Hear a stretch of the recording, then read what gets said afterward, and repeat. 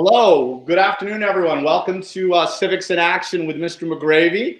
Today is Friday, May 8th, 2020, and I have an amazing panel today. It's three for the price of one. We have three guests. Today. We have Massachusetts State Representatives Tram Nguyen and Christina Minicucci, and former 8B student and Civics behind the scenes person, Kaitlyn Parks. I want to say hello to everyone. How's everybody doing? Doing well, thank you.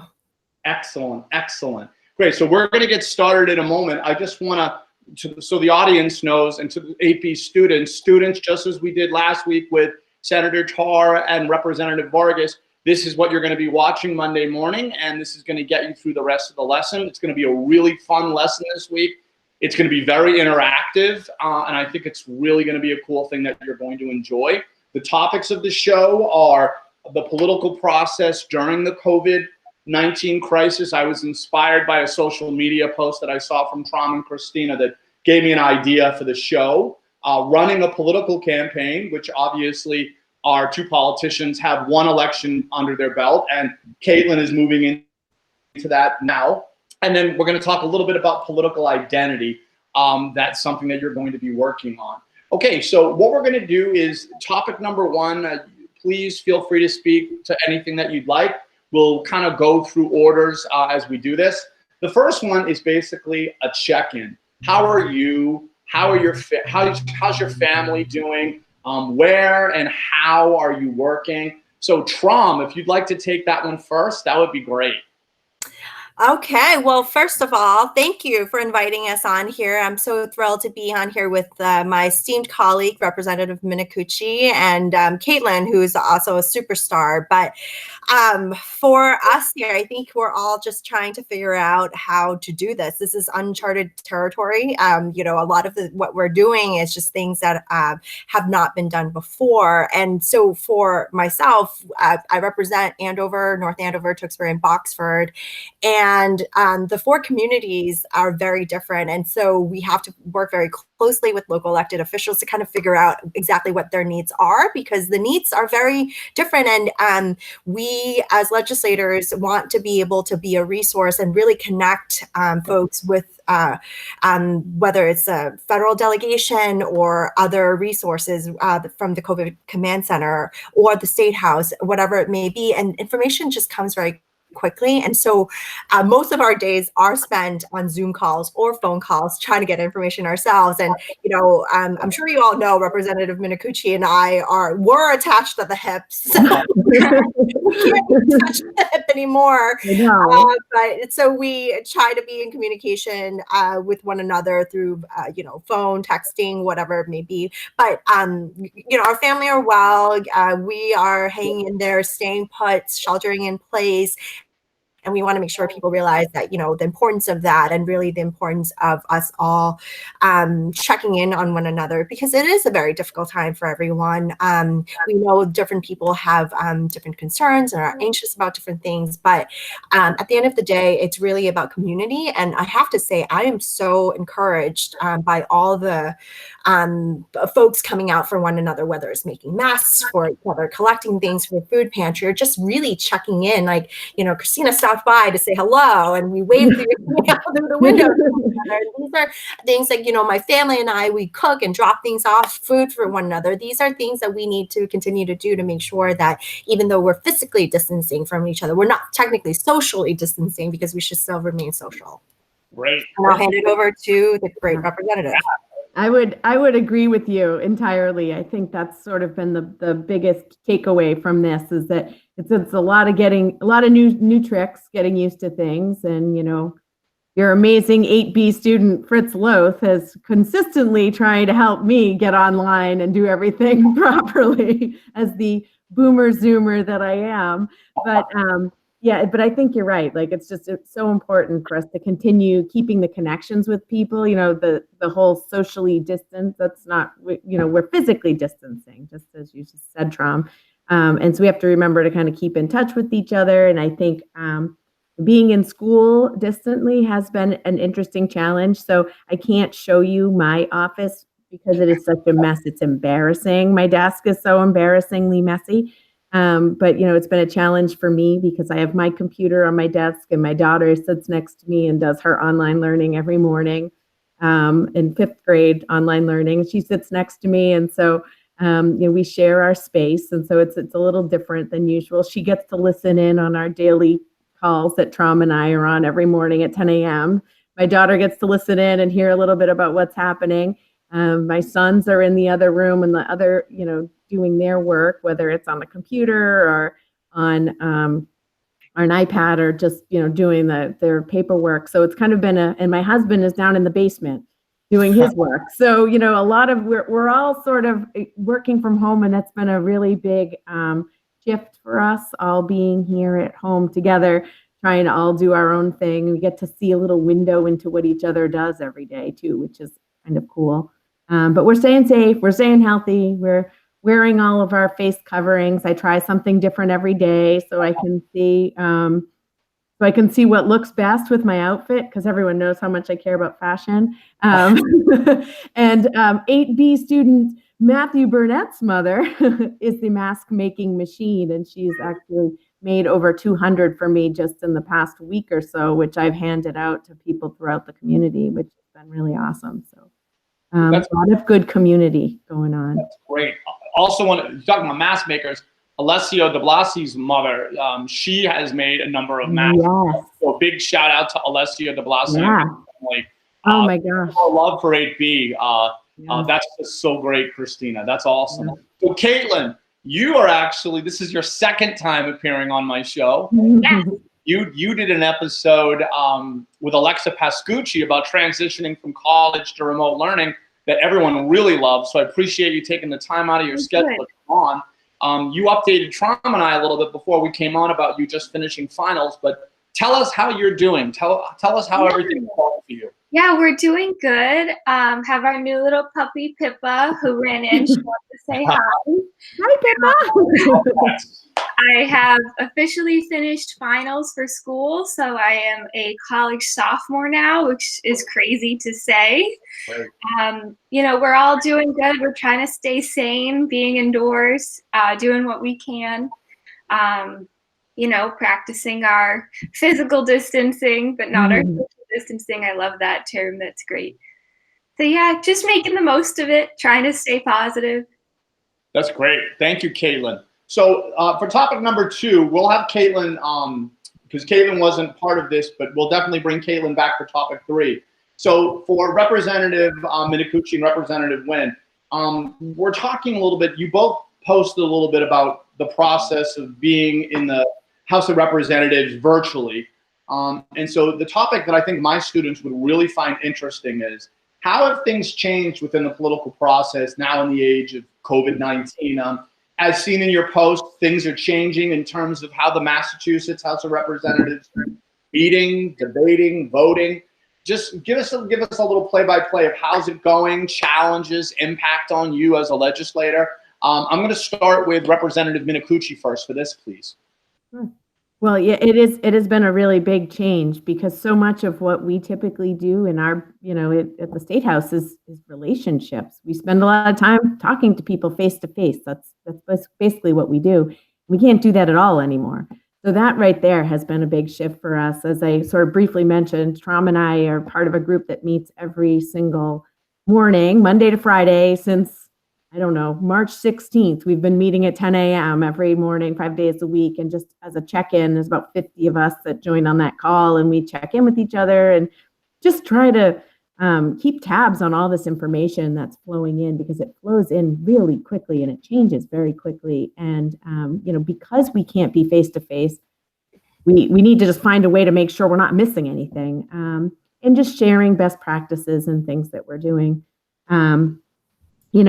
So much of what we do typically go in for formal session physically in the building once a week, and we can't do that. We haven't been able to do that because we can't have more than 10 people in one place at a time. So, we had some challenges figuring out how to get to that process, and to be able to vote on really important things that are coming up, like the budget, which is important. We need to pass a budget so that we can continue to function as a state. And so, and Tram can talk a little bit more about that. I sit right in front of Tram. So we're usually right next to each other in formal session. We did get put in the same grouping for our virtual formal session, but I know Tram has some fun, has some interesting things to say about that. So I'll pass the ball to her and let her talk a little bit about our first formal session. Great. Thank you for the insider information. Like I said, I think this is the start of, like I said, my Twitter, my tweet. It's a start of a new era, really. This is, an historic vote in that we were all sitting in our homes. I couldn't believe that there was a day where I was just sitting in my T-shirt.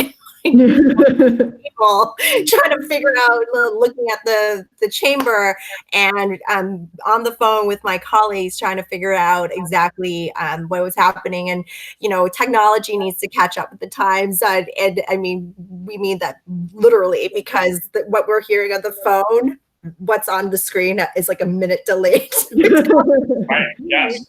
Yeah.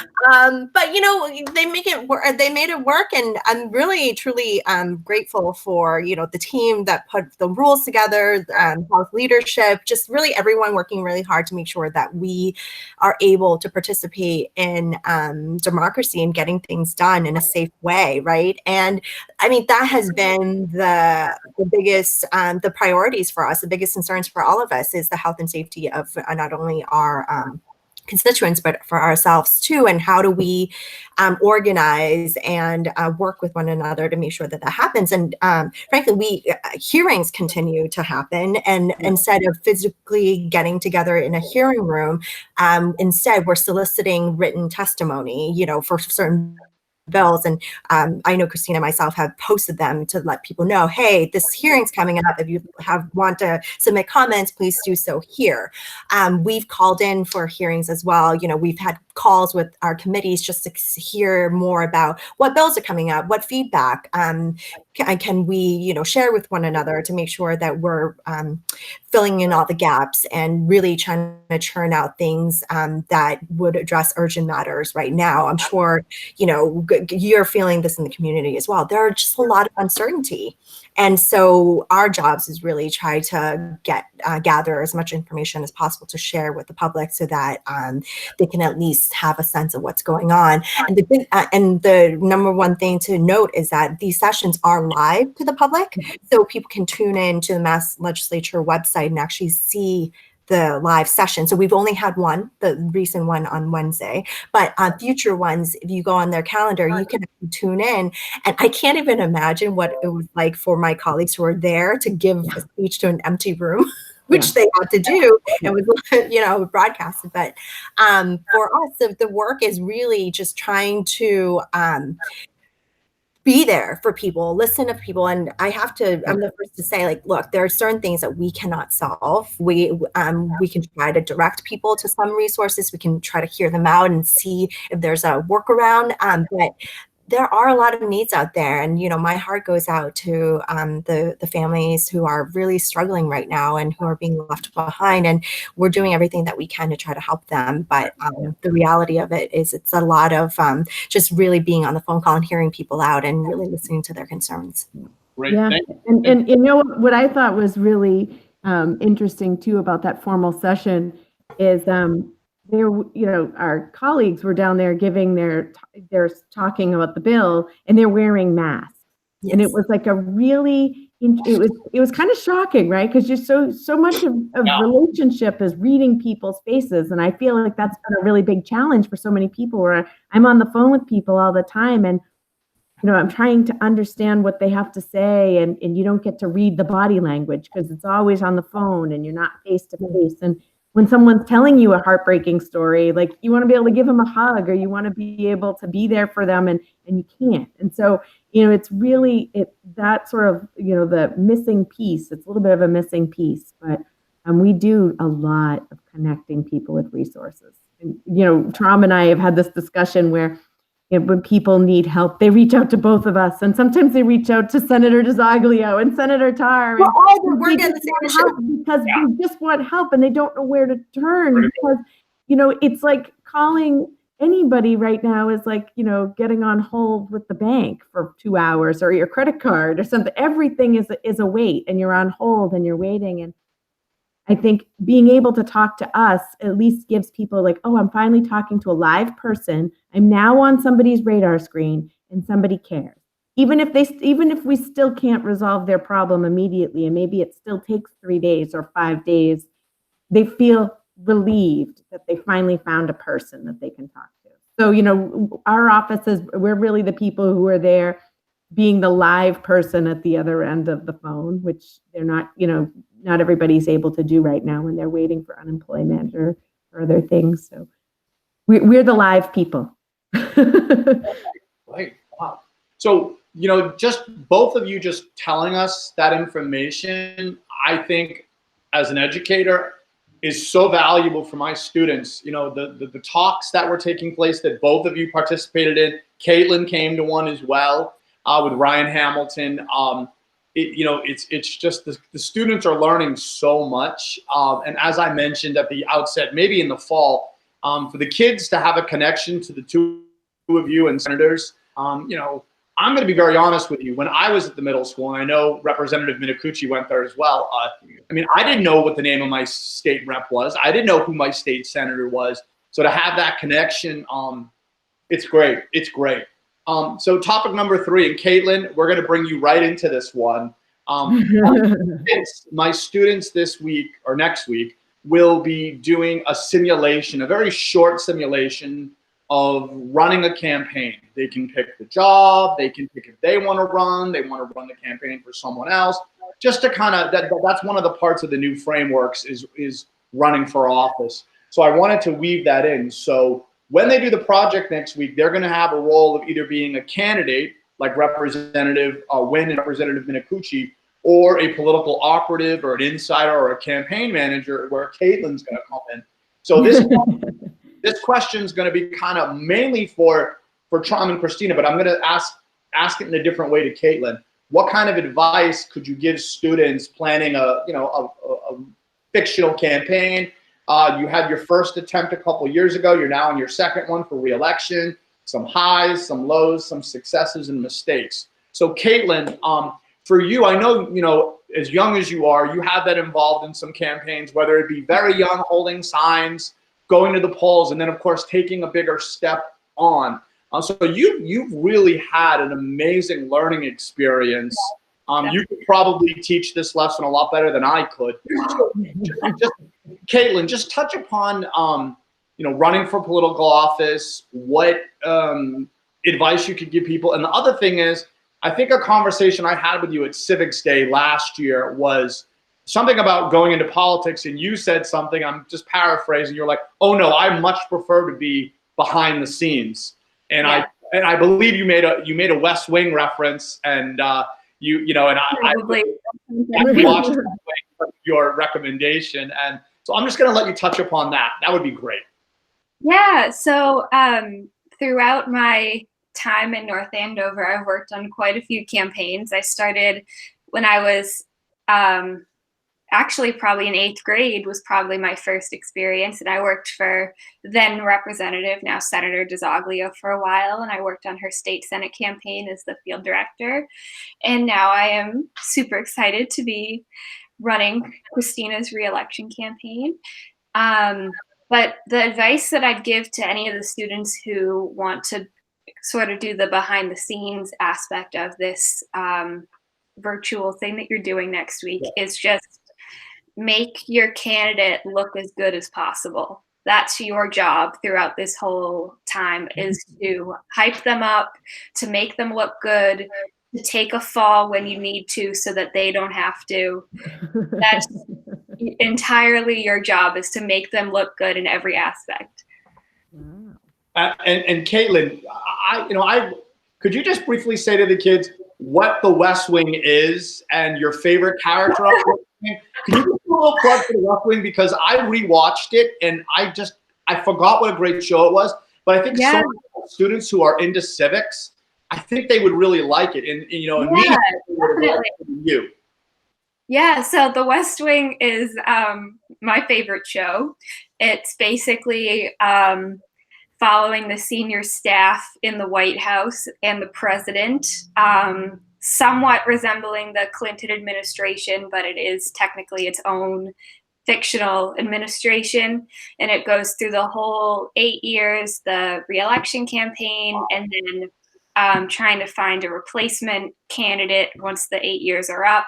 My favorite character, who I always say that I would one day hope to be like, is Josh Lyman, who's the White House Deputy Chief of Staff, and his job is basically doing all the backroom deals, getting what he wants done, making sure that the president always looks good. And that's definitely where I hope to be one day. So fingers crossed. Cool. Thanks, Kaitlyn. And for AP students, it is on Netflix every single season, so you can definitely check it out. I think you'll enjoy it. Okay, so Representative Nguyen, can you just, you don't have to talk about this a lot, but just, what advice would you give them? Your highs, your lows, successes, and a little reflection, if you don't mind. Of last year's campaign or the... Either one. You can talk about what you like, whatever you like. I think the biggest change is, the most exciting part of the election, my previous election, was really getting to know the people, being at these events, getting to know folks and talking to folks in person. And I think that that's what's missing now. And that's why we have to find creative ways to get to folks.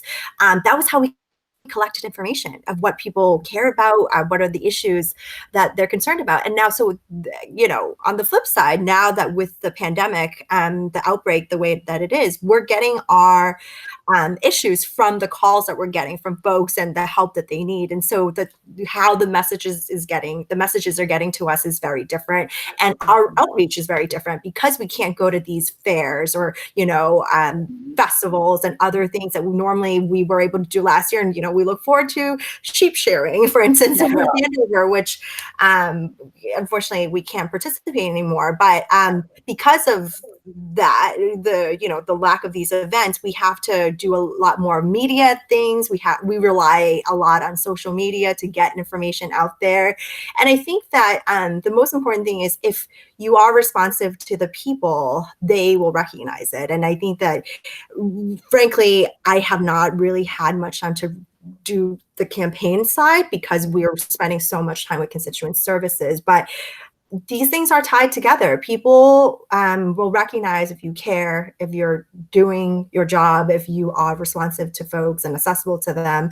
These are the key messages. These are the things that we continue to do as offices. And hopefully that will translate to, we are elected by the people, we're judged by the people, and hopefully, their reviews of us come the fall based on what we're doing now would be favorable. Great. So Christina, you talked a little bit about Civics Day, about running, and didn't know if you wanted to run, so your journey was very interesting. So a little reflection on running for office. We'd love to hear it.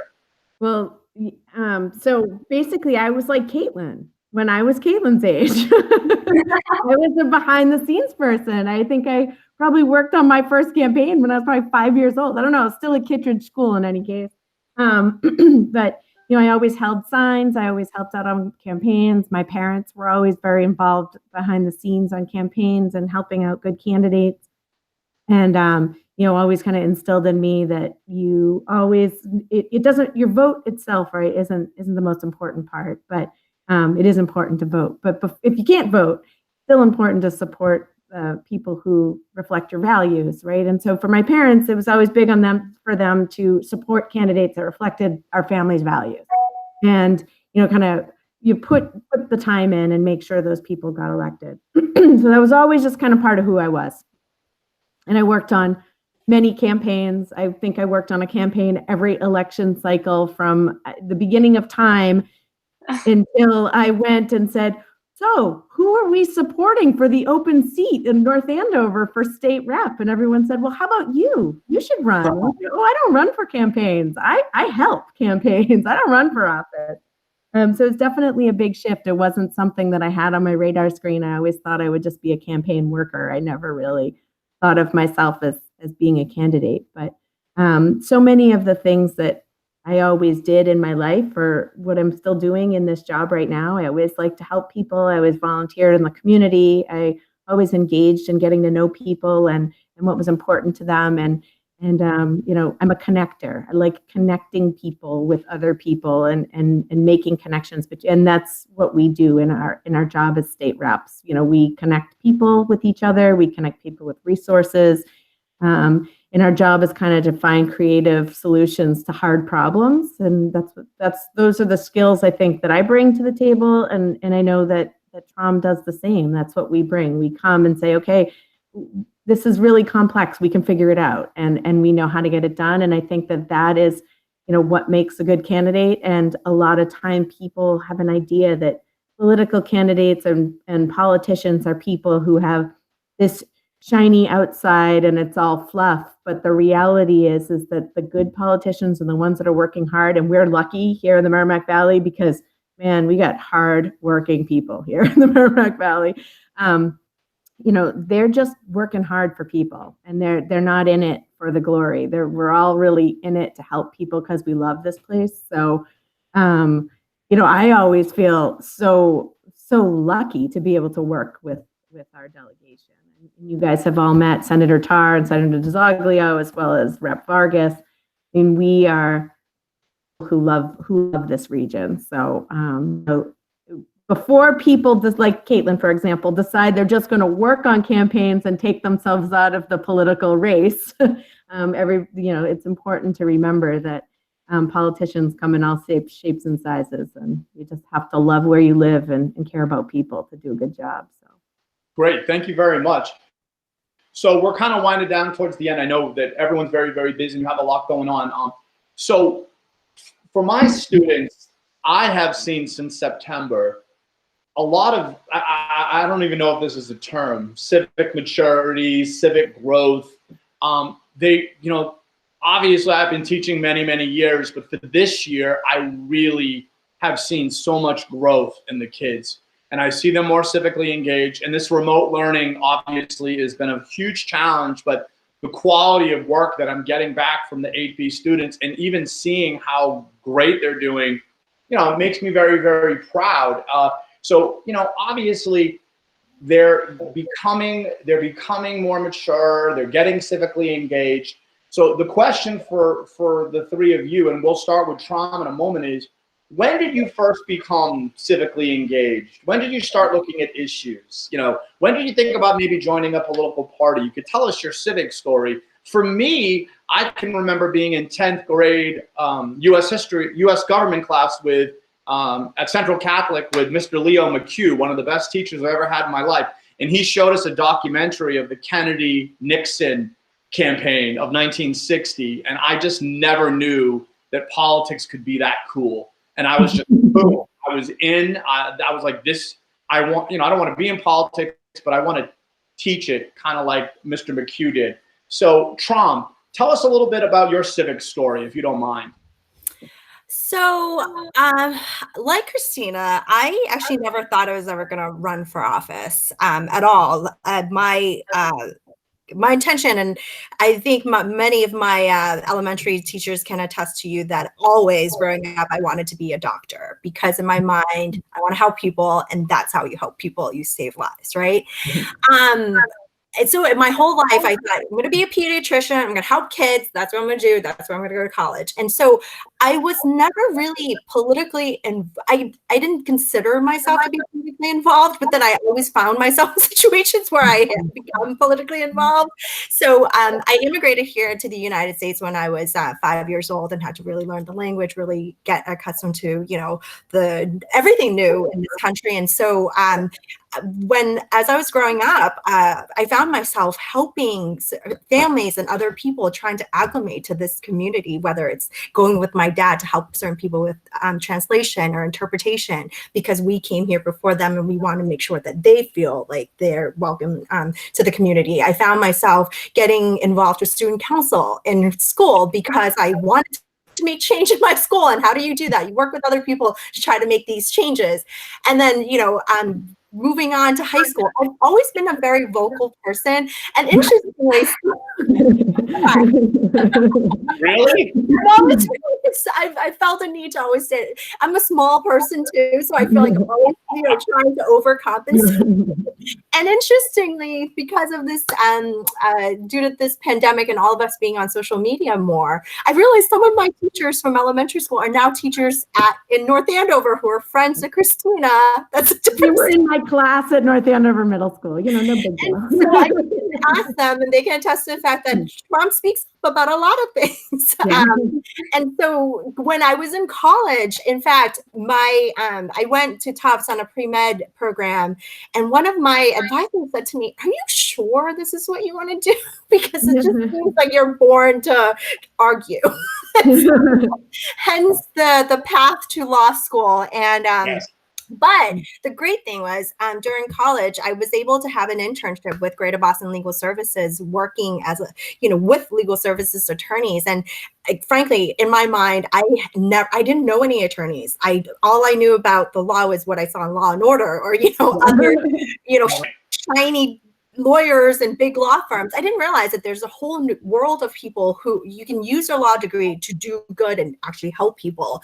And when I saw that, I was completely fascinated with that not only could I help people, but I could work on policy that could help vulnerable people. And that was, my passion for this was born really in college, when I realized that, there's a whole new path. I'm going to pursue this path. And I was fortunate enough that I got into law school. And after law school, I went right back to work for Greater Boston Legal Services. And I worked there until I took office. But, this advocacy work, I think I was really born to do, because my job was to speak out for so many people. And when I talk about these stories, they're very personal to me, because my parents worked low-wage jobs. My parents didn't speak English. So when I'm working on these issues of whether it's access to language access, or access to resources, these are things I remember from my childhood of, my parents not being able to access these things when we were living in Lawrence and first immigrated to this country. So all of these things are very personal to me.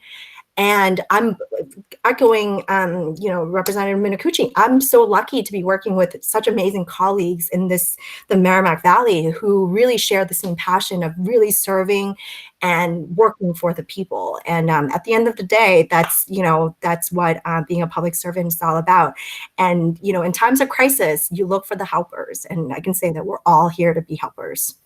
Yeah, Tram, that's great. And I think it's a good message to the kids to realize that, you can change your mind.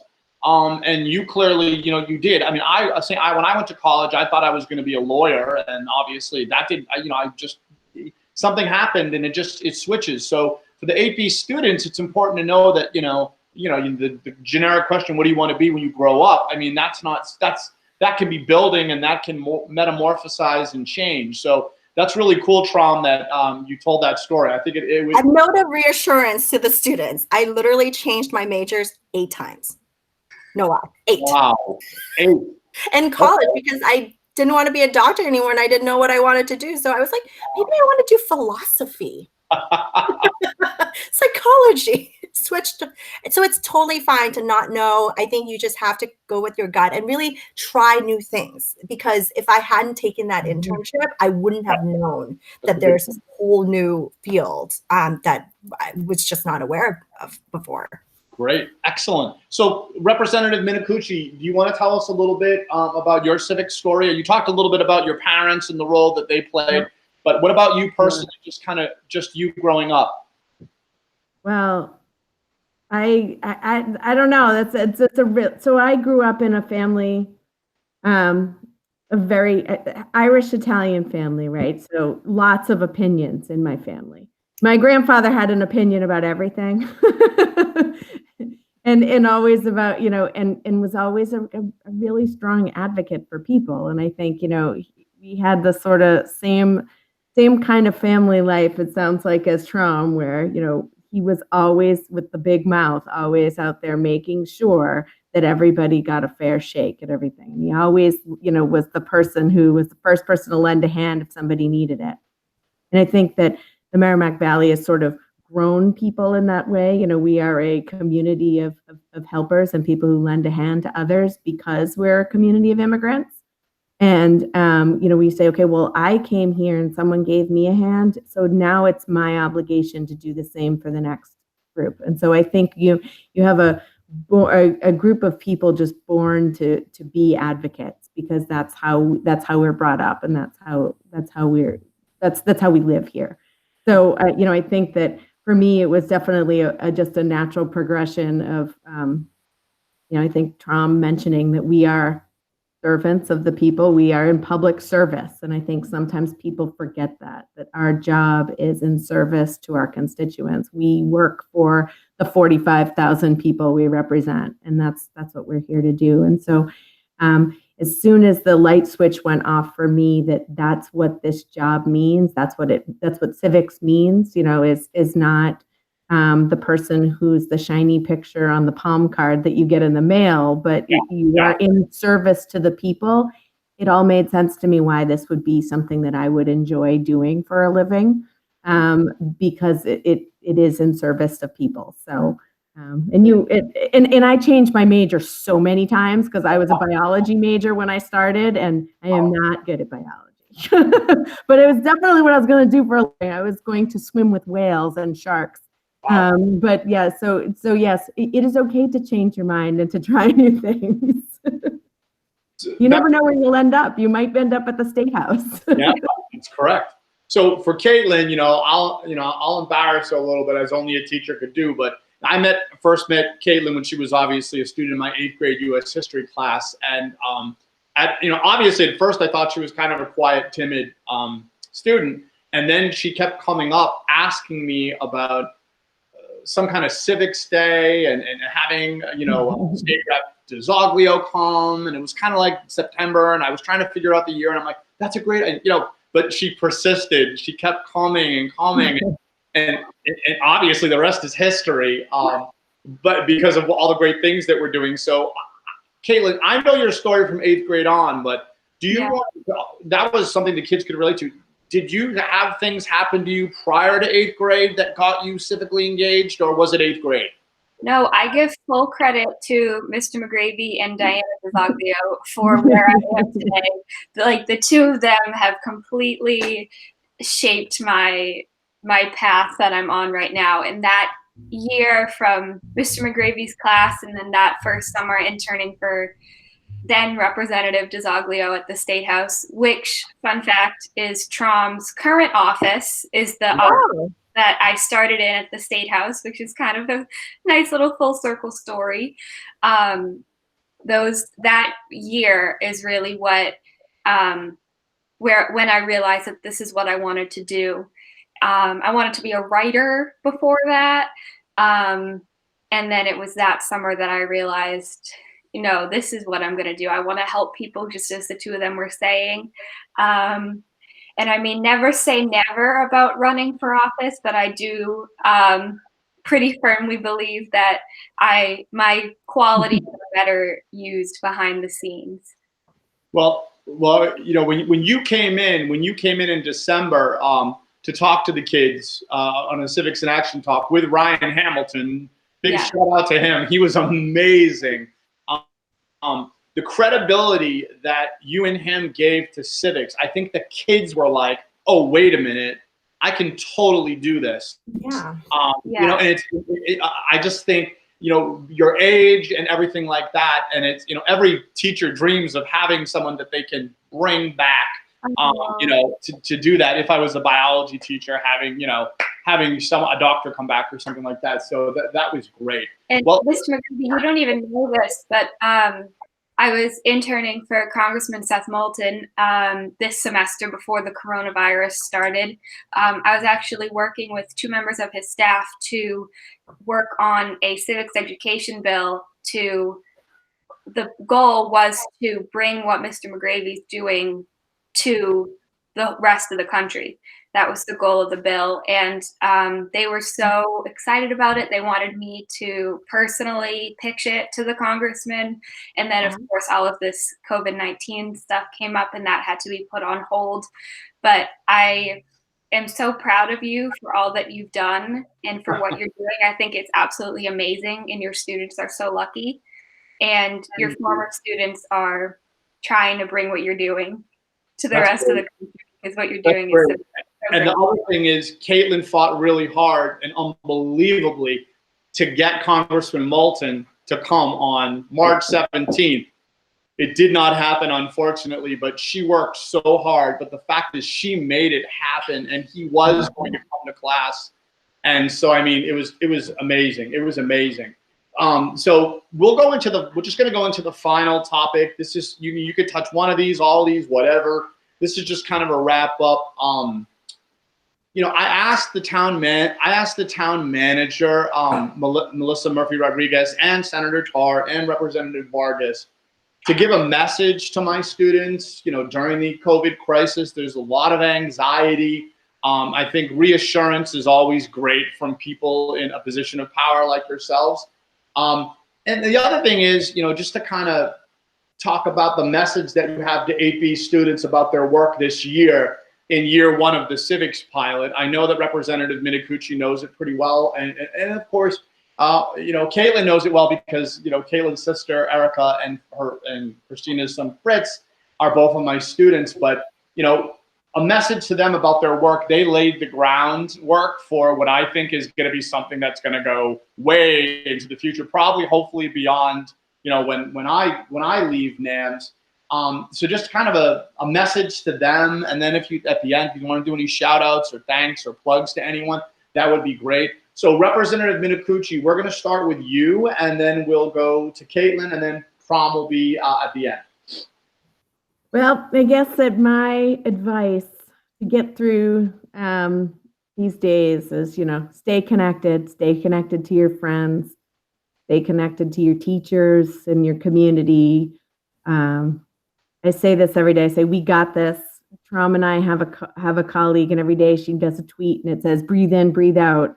And I adopt breathe in. I go, breathe in, breathe out. We got this. And I have to say that every morning before I get out of bed, because that's how I get through my day.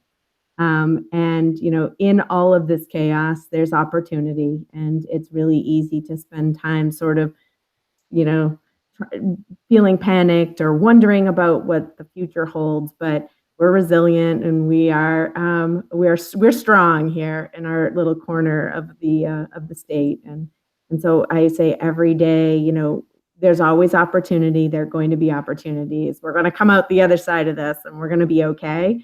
I also, this is my personal little recommendation. I have this cute little book that I keep on my desk. And in it, I have horrible handwriting, which Mr. McGravy can attest. I think my son is the same thing. But I keep little notes about every day, and I put little quotes that I like. And, you know, something that this is one of my favorite pages that I just wrote the other day. And I put talking about, you know, how do you set yourself up for success and have individual success plans. But I put crisis as an opportunity. So every day, we have to deal with a lot of really hard things and help people. But I always say every day I have to find an opportunity to do something good and to do something positive. So those are my things. Stay positive. We got this. Thank you.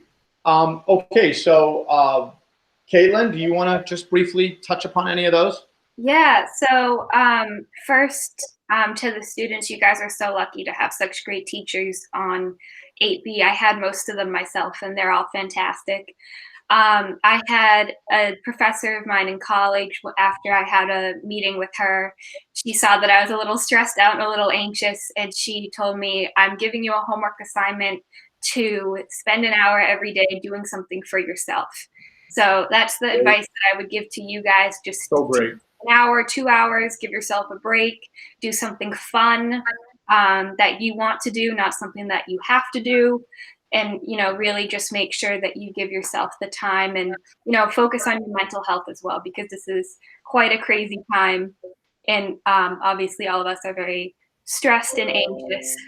So that is the advice that I would give to you guys. And for the shout outs that you were mentioning, is that now, Mr. McGravy? Yeah, please. I want to give a shout out to, well, our 8th graders and then all of the seniors in college and in high school, because I know this is a very special time at the end of your years for the high school seniors with prom and graduation, same with college. And then obviously for you guys, have a lot of fun 8th grade end of the year activities that are going to have to be, you know, changed a little bit to fit this new virtual climate. So just shout out to all of you guys. You're all real troopers and you're doing great, and we're all here for you. We're supporting you. That's great. Class of 2020, obviously my former students that are watching this and my current students. That's a really important thing to talk about. So thank you. Okay, so Tram, you want to touch upon any of those just to kind of wrap this up? Absolutely. So first of all, thank you to Mr. McGravy for putting this together, but it's also Teachers Appreciation Week. So we thank you and all teachers for all that you do. It's also Nurses Appreciation Week, and you know that these nurses and healthcare workers who are on the front lines are the people that are really just taking this pandemic head on to keep our communities safe. So certainly thank you all.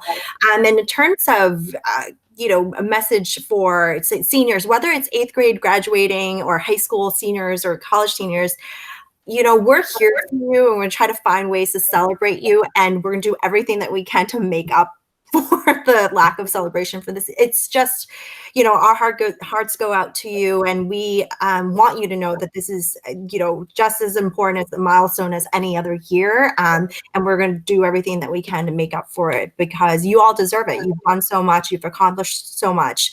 And in terms of just, tips on how to get through this, I've started practicing, having one positive thought the first thing in the morning, and that could change the whole day. And also I feel like because we're home all the time and one day bleeds into the other, one way to kind of keep track of the opportunities, like Christina just mentioned earlier, is really to keep maybe even a checklist of 3 things you're looking to do today, so that you can check them off and you feel like, yes, I've accomplished it. Today was a successful day, and I've taken the opportunities to give back, or call a friend, check in on someone, whatever it may be that you think could would make you feel good. And you know what? Also be forgiving of yourself and be forgiving of others, because there are days that I'm like, I should be doing all of this, but I'm not going to because I physically cannot. And that's okay. Forgive yourself. If you want to sit there for a couple of hours to, do the activities, whether it's an hour or more that you need in order to keep self-care and, to take care of your mental health, go ahead and do that. And, we just need to remind ourselves that, this is the long haul and we're all in it together. And we need to reach out if we need help, and we need to be just, again, more forgiving of one another during this difficult time when everyone's just going through so much anxiety. But thank you for having us and be a part of this. And, you mentioned Teacher Appreciation Week, and thank you very much. I'm just going to close and give a shout out, and I'm going to embarrass her because she doesn't like attention. But one of my students, Rihanna Lumbo, her and her mom, Stacy, took a drive on Tuesday, I believe, and drove physically to every single one of Rihanna's teachers from Epping, New Hampshire to Melrose, and also Rihanna's brother, and they delivered signs. And they said thank you personally, and they gave us treats and flowers, and literally, finishing my lesson and then getting that was just such a huge boost to my morale. So Rihanna and your family, thank you so much. I was very, very moved by that. And I think that's a good way to end, ending on something positive. This was great. Having 3 panelists isn't always, the easiest, but I thought this went really, really well. And I'm going to stay on with the 3 guests after I stop recording, but AP students, I'm here. And Chris, I'll have a gift for you. Oh, happy thank you. Do you Fritz, I'm assuming you're going to drop it off later. You see those cookies? They say teachers rule. Thank you very much. Thank you very much. That's Fritz. Nice way to come in, buddy. That was awesome. All right. I think on that we'll say now I guess we need to have a picture with Fritz. Cameo. Erica. Hey, cheese. Erica doesn't want to. Erica's outside. It might take her a minute to get. So go ahead. Thank you. All right. Well, thank you, everyone. Thank you, everyone, so much. AP students, I think you're going to enjoy this lesson a lot.